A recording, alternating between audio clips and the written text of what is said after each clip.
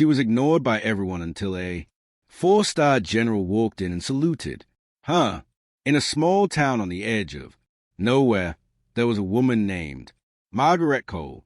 Quiet, plain, and often overlooked. Every morning she'd sit, alone at the same corner table of Benson's Cafe, sipping black coffee, her eyes lost somewhere far beyond the walls of that little diner. To most people, Margaret was just the old lady with a limp who never smiled much. The teenagers laughed at her worn-out jacket.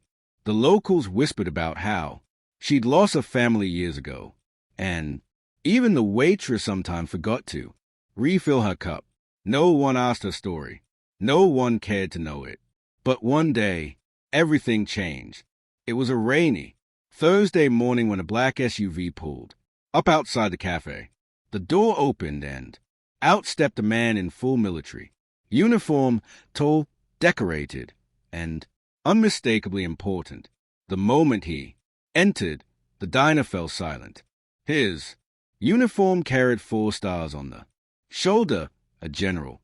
The waitress stuttered, What can I get you?" "So." But the man didn't respond.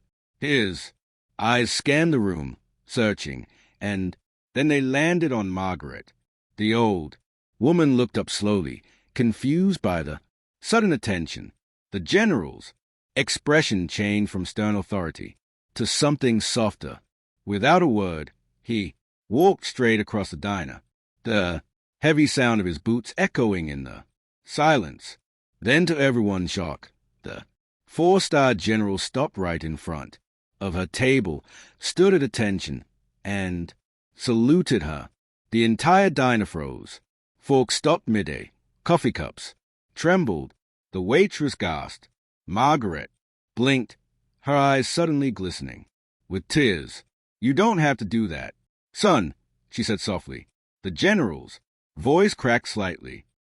"After everything you did, it's the least I can do." Whispers filled the room. Everyone stared. No one understood. The general gently placed a small box on the table. Inside was a Silver Star medal, one of the nation's highest honors for valor. He looked around the room and said, "This woman is Colonel Margaret Cole, the first female combat strategist in our division. She saved more soldiers than any of you will ever know." Gasps spread through the cafe. He continued, "In 2003, during Operation Red June, our unit was ambushed in the desert. We were outnumbered 5-1.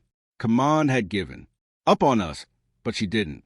She defied orders, rerouted air support, and pulled us out of hell. 42 of us walked out, alive because of her." He turned back to her, eyes full of respect.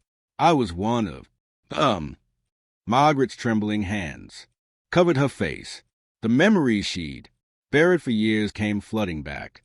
The screaming radios, the sandstorms, the endless nights of loss and courage. She never wanted recognition. She'd come home quietly, fading into civilian life. The general medals packed away in a shoe box on. "We've been trying to find you. The department wants to present you with full honors at the Capitol next week." Tears rolled down her wrinkled cheeks. She shook her head gently. "I didn't do it for honors, son. I just wanted you boys to make it home."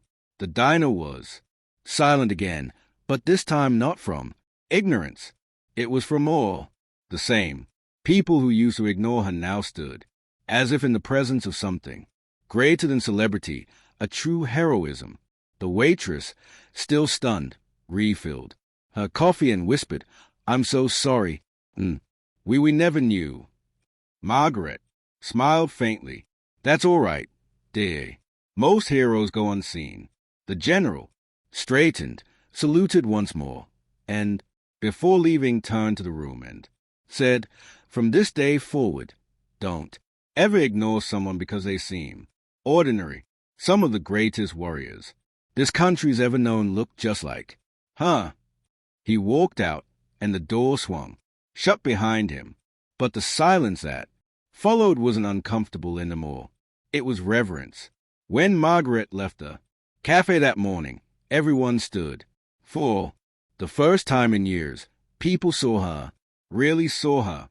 And as she stepped out into the morning light, the rain had stopped.